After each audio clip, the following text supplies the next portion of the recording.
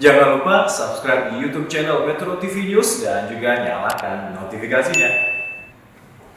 Lantas sebenarnya bagaimana cara untuk mencegah agar tidak terjerat pinjaman online? Berikut kita simak infografis berikut ini pemirsa. Tahukah Anda bahwa pinjaman online ini muncul seiring makin berkembangnya industri jasa keuangan yang berbasis teknologi finansial atau financial technology yang merupakan layanan pembiayaan berbasis online atau daring. Di mana yang perlu diketahui Anda semua pemirsa bahwa tidak semua pinjaman online ini mengantongi izin dari OJK atau Otoritas Jasa Keuangan. Kita akan lihat seberapa jumlahnya pinjaman online yang sudah terdaftar dan juga yang tidak terdaftar oleh OJK di grafis berikutnya. Ini berdasarkan data yang kami himpun pemirsa untuk fintech yang secara resmi atau financial technology ada sebanyak 106 platform. Data per tanggal 6 Oktober 2021 yang sudah terdaftar di OJK. Kemudian kalau secara detail kita lihat 98 sudah berizin dan 8 ini sudah terdaftar dan juga sedang proses untuk mendapatkan izinnya. Dari data yang dimiliki oleh OJK, kalau kita bandingkan dengan data yang ilegal, fintech ilegal atau pinjaman online ilegal ini lebih banyak dari yang sudah terdaftar. Angkanya menyentuh 3.365 entitas dan yang sudah diblokir hingga bulan Juli tahun 2021 ini. Kalau kita bandingkan datanya ini ada 106 yang sudah terdaftar dengan yang ilegal ini mencapai angka 3.365. Ini jumlahnya lebih banyak dan walau sudah ditertibkan malah justru semakin menjamur. Dan kita juga akan lihat seperti apa pinjaman online yang resmi dan juga tidak resmi. Untuk ciri-cirinya dapat Anda bandingkan di infografis berikut ini pemirsa. Yang pertama untuk yang resmi pasti punya izin dari Otoritas Jasa Keuangan atau OJK.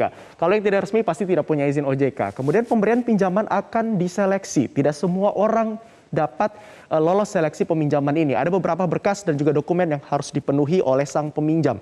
Namun kalau yang untuk ilegal ini pemberian pinjamannya mudah dan juga cepat. Kadang tanpa ada dokumen yang harus diserahkan, Anda langsung mendapatkan dana pinjaman. Kemudian ciri-ciri yang resmi berikutnya adalah informasi pinjaman, denda dan juga bunga diinformasikan sejak awal.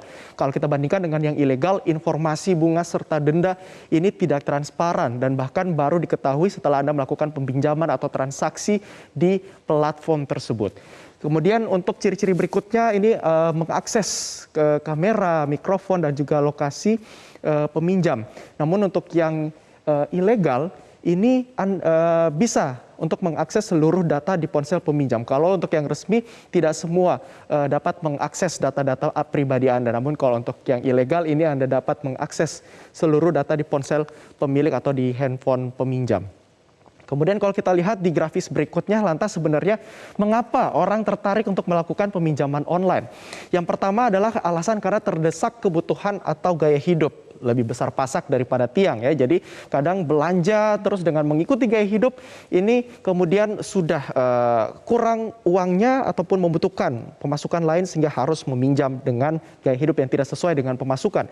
Kemudian syarat yang cukup mudah ini juga menjadi salah satu hal-hal yang membuat orang tergiur untuk melakukan pinjaman online karena syaratnya tidak begitu ribet ataupun sangat mudah. Dan yang terakhir adalah proses yang juga begitu cepat karena tanpa membutuhkan dokumen-dokumen penyerta lain ini Anda sudah dapatkan sejumlah dana yang ditawarkan oleh peminjam online ilegal tersebut. Dan di grafis berikutnya kita juga akan melihat sebenarnya bagaimana cara benar penagih utang pinjaman online. Yang dimana kalau kita lihat di sini ini adalah cara-cara yang benar penagihan utang dan justru malah dilakukan oleh para peminjam online ilegal. Yang pertama tidak menggunakan ancaman. Para penagih pinjaman online yang secara resmi tidak akan pernah menggunakan ancaman untuk menagih utang kepada Anda. Kemudian yang kedua, tidak menggunakan kekerasan secara fisik dan juga verbal. Kalau kita lihat informasi tadi, banyak korban yang justru mengalami kekerasan secara verbal juga dan juga menggunakan ancaman. Dan yang ketiga, dilarang menyebarkan data, apalagi data-data pribadi. Kemudian tidak menagih ke pihak lain. Ini yang juga sudah dialami beberapa korban pinjaman online ilegal. Di grafis berikutnya kita kemudian juga akan melihat sebenarnya bagaimana ataupun apa yang akan dilakukan ataupun apa yang Anda lakukan jika terjerat pinjaman online. Yang pertama adalah segera lunasi jumlah uang yang Anda pinjam dari platform pinjaman online ilegal tersebut. Kalau sudah terlanjur terjerat pinjaman online. Kemudian yang kedua berikutnya laporkan ke Satgas ataupun waspada investasi dan juga ke pihak polisian jika Anda sudah mendapatkan ancaman nyaman ataupun Anda sudah mulai merasa tidak nyaman. Dan juga jangan lupa setelah melapor ke Satgas untuk segera juga melakukan pemblokiran nomor tersebut. Jika tetap diteror dan juga diblokir, setelah Anda memblokir namun Anda tetap diteror, jangan lupa untuk sampaikan ke pihak peneror bahwa mereka telah Anda laporkan ke pihak kepolisian. Dan juga jangan lupa untuk mengajukan restrukturisasi, ini seperti pengurangan bunga, hapus denda, dan juga perpanjang jangka waktu dan lain-lain. Nah, di grafis berikutnya kita akan melihat di mana saja jika Anda dapat melapor, apa yang dilakukan jika terjerat pinjaman online, apalagi yang ilegal. Anda dapat mengadukan kasus yang Anda alami melalui patrolicyber.id dan juga di info@cyber.polri.go.id. Atau juga Anda bisa menelpon langsung ke OJK di 157 dan juga WhatsApp di 0811 57 157 157. Dan juga polisi saat ini tengah menangani 250 pinjaman online ilegal per Agustus 2021. Di grafis berikutnya kita akan juga melihat seperti apa korban-korban. Ini adalah contoh kasus nyata pemirsa pinjaman online yang merugikan warga. Kita lihat yang pertama, ini terjerat pinjol, seorang pria di Bojonegoro tewas gantung diri. Yang kedua, ini kisah tragis guru honorer di Semarang yang meminjam 3,7 juta namun bengkak menjadi 206 juta. Dan yang berikutnya juga ini ada salah satu korban teror, mengalami teror begitu, pinjaman online ilegal yang mengganas ibu rumah tangga di Wonogiri nekat bunuh diri.